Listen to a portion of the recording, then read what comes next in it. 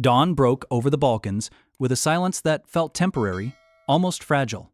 High above the fractured landscape of Bosnia, American F-16 Fighting Falcons cut through the cold morning air, unseen, unchallenged, and armed with authority. What unfolded next would mark a turning point in modern air warfare and send an unmistakable message. The age of American air dominance had fully arrived. For months, the skies over Bosnia had been a battleground of restraint. NATO aircraft patrolled under strict rules of engagement, enforcing a no-fly zone meant to contain a brutal conflict tearing Yugoslavia apart. Every mission demanded discipline, patience, and readiness to act in seconds. The pilots knew that hesitation could cost lives, both in the air and on the ground. Operation Deny Flight was not designed for glory. It was a mission of enforcement, deterrence, and control. Yet history has a way of compressing years of tension into minutes of violence. On one February morning in 1994, those minutes would redefine NATO's role in combat and showcase the lethal efficiency of American aviation doctrine. At the heart of the operation were the F-16 Fighting Falcons of the United States Air Force. Sleek, agile, and equipped with advanced radar and missile systems, the F-16 represented decades of American engineering focused on one objective: absolute control of the sky. These aircraft were not just fighters, they were symbols of technological superiority and strategic resolve. Across the border, remnants of the former Yugoslav Air Force struggled to maintain relevance.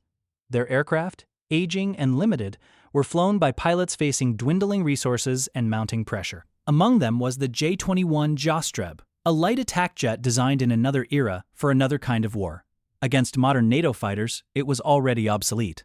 As NATO radar screens lit up that morning, controllers detected unauthorized aircraft violating the no-fly zone near Banja Luka. The rules were clear. Warnings were issued. The violations continued. For the first time in NATO's history, pilots were cleared not just to monitor, but to engage. The command echoed through American cockpits with chilling clarity. This was no exercise.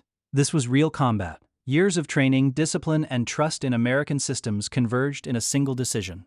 The F-16 pilots rolled toward their targets, fully aware that history was about to be written at supersonic speed. High above Bosnia, the Falcons locked on. Radar, weapons, and human judgment fused into one lethal sequence. In moments, the balance of power in the skies shifted forever. The Hawks were flying into the dawn of a new era, and they would not survive the encounter. What happened next would become NATO's first air-to-air kills, and a defining moment for American air power. It was swift, it was decisive, and it proved that when American pilots are unleashed with clear authority, the sky belongs to them. The F-16s approaching the contact zone were not improvising. Every movement in the cockpit followed doctrine refined through decades of Cold War preparation. These pilots had trained for the moment when deterrence failed and action became unavoidable. Now, over Bosnia, theory met reality in the clearest possible way. The unauthorized aircraft were identified as J-21 Jastrebs, operating in direct violation of United Nations resolutions. These jets had been used repeatedly for ground attacks, striking villages and supply lines. Their presence in the air was not symbolic. It was a continuation of violence that NATO had sworn to contain. American pilots received confirmation from airborne warning systems and ground controllers. The picture was clean. The targets were hostile. The authorization to engage was final. There would be no second warning, no political delay, no retreat behind procedure. The responsibility now rested entirely in the hands of the pilots. The F-16 Fighting Falcon was built for this moment. Its radar tracked targets beyond visual range, while its engines delivered unmatched acceleration and climb rate. The aircraft's design reflected American priorities: see first, shoot first, and disengage before the enemy understands what happened. As the Falcons closed the distance, the Jastrebs remained unaware of the danger above them. Their missions had grown routine, carried out in an airspace that had rarely punished violations. That assumption proved fatal. In modern aerial combat, awareness is survival, and the Jastrebs had neither. Missile tones filled the cockpits of the American jets. Each sound represented a lock, a solution, and a narrowing window for the enemy. The pilots maintained discipline, ensuring clean shots and minimizing risk. This was not chaos. It was controlled lethality, executed exactly as designed. The first missile left its rail with explosive force, streaking toward its target at supersonic speed. Seconds later, it struck home. The Jostreb disappeared in fire and debris, ending its flight instantly. There was no prolonged engagement, no dogfight, no chance to recover. Within moments, additional missiles followed. One by one, the remaining aircraft were engaged and destroyed. The encounter lasted minutes, but its implications would echo for decades. 5 hostile aircraft were eliminated without a single NATO loss, demonstrating total dominance of the battlespace. For NATO, this was unprecedented. For American pilots, it was validation. The training worked, the technology worked, the command structure worked. The engagement proved that when American air power is employed decisively, it ends fights before they can begin. As the Falcons turned back toward base, the skies over Bosnia fell silent again. But this silence was different. It carried a message understood by every military planner watching closely. The era of unchecked violations was over, and American air superiority was no longer theoretical. In the hours that followed, confirmation arrived through radar logs, gun camera footage, and NATO command channels. The official record was clear and unambiguous. 4 hostile aircraft had been destroyed in the engagement. It was the first time in NATO's history that enemy aircraft were shot down in combat, and American pilots had executed every kill. The significance of the moment went far beyond the numbers. For decades, NATO had existed as a defensive alliance, prepared for war but never tested in direct aerial combat. Over Bosnia, that hesitation ended.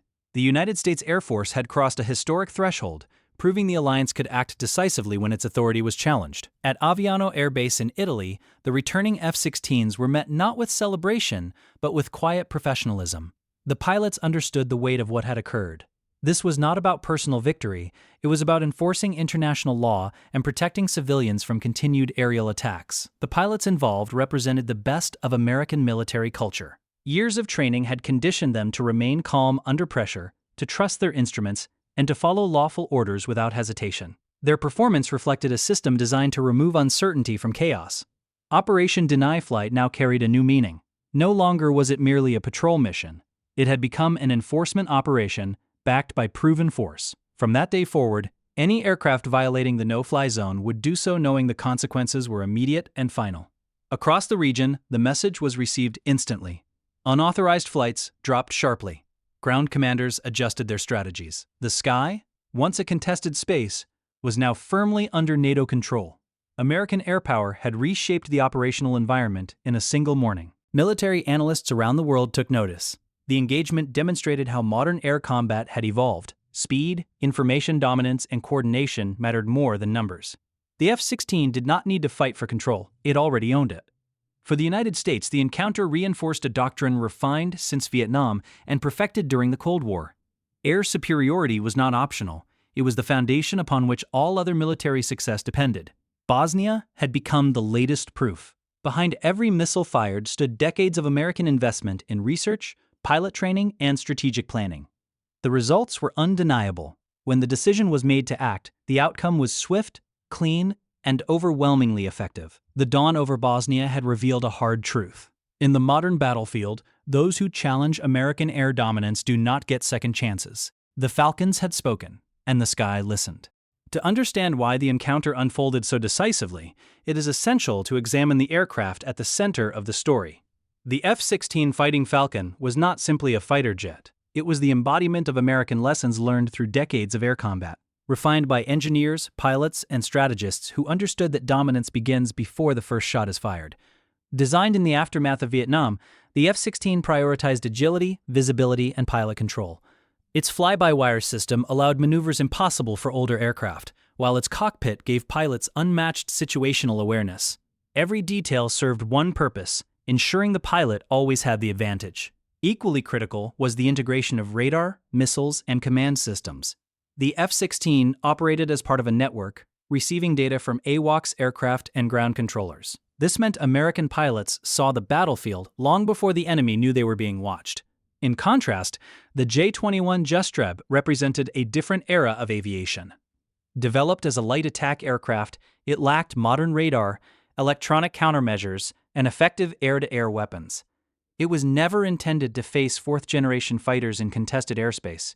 Its continued use reflected desperation, not strength. The disparity was not merely technological, it was doctrinal.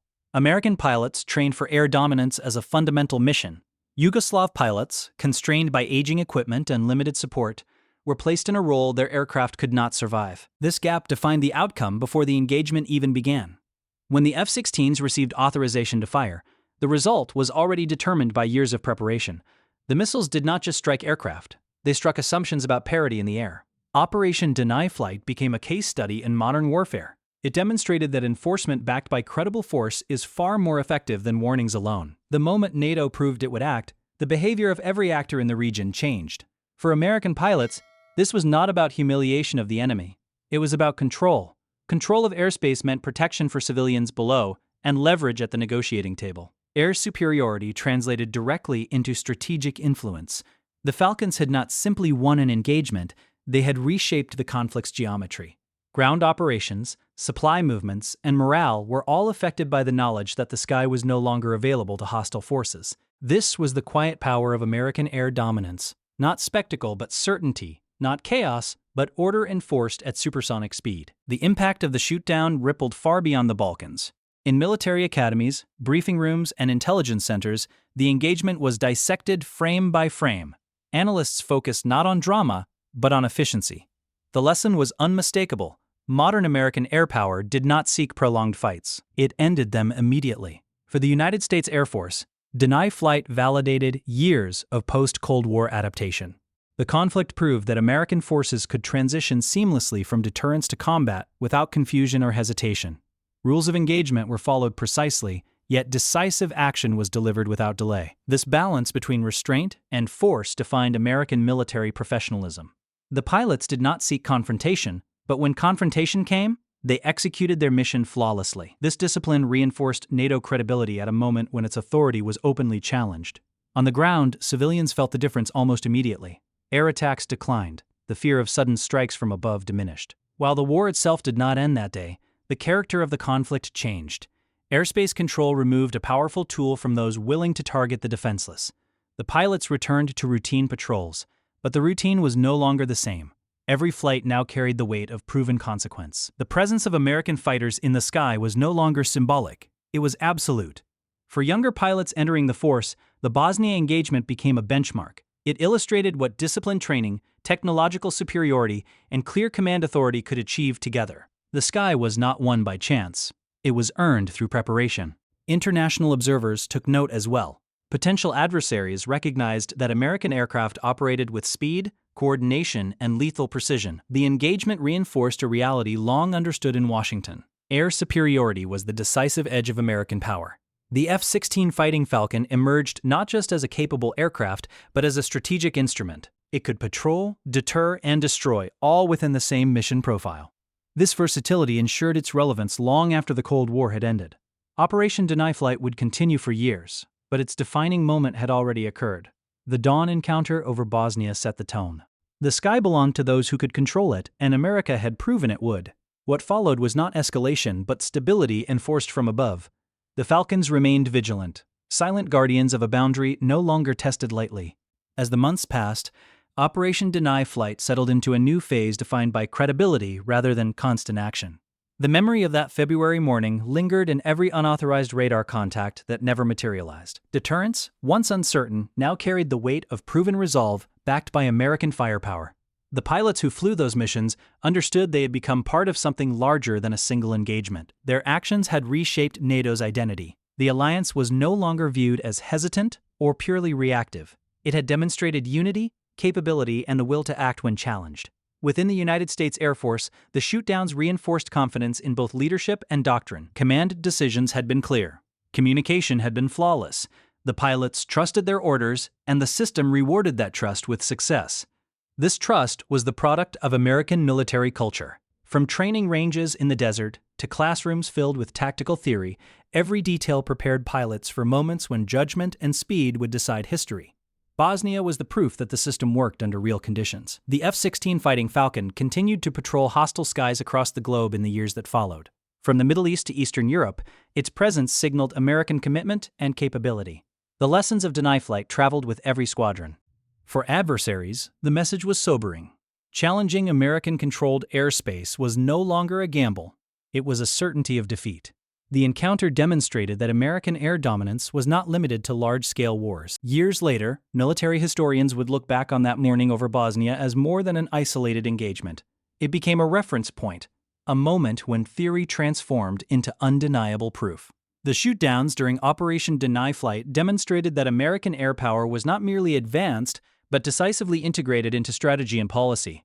The engagement reshaped how no-fly zones were perceived worldwide. They were no longer symbolic declarations backed by paperwork and warnings. Under American leadership, they became enforceable boundaries, guarded by pilots trained to act without hesitation when authority was tested. This shift influenced future operations in Iraq, Libya, and beyond. Commanders understood that air superiority was not just the opening phase of war. It was an ongoing condition that could prevent escalation before it began. Bosnia had shown that dominance in the sky could change behavior on the ground. The F-16 Fighting Falcon earned its place in this legacy. It was no longer just a product of Cold War design. It was a proven instrument of modern conflict, capable of enforcing peace through strength. Its success lay not only in speed or weapons, but in how it fit into a broader American system of warfare. Behind the aircraft stood the pilots, maintainers, planners, and commanders who made the mission possible. Every successful intercept reflected thousands of hours of training and preparation. Victory in the air was never accidental. It was manufactured through discipline and commitment. For the United States, the message to allies was just as important as the message to adversaries. America would lead, act decisively, and protect the integrity of international agreements.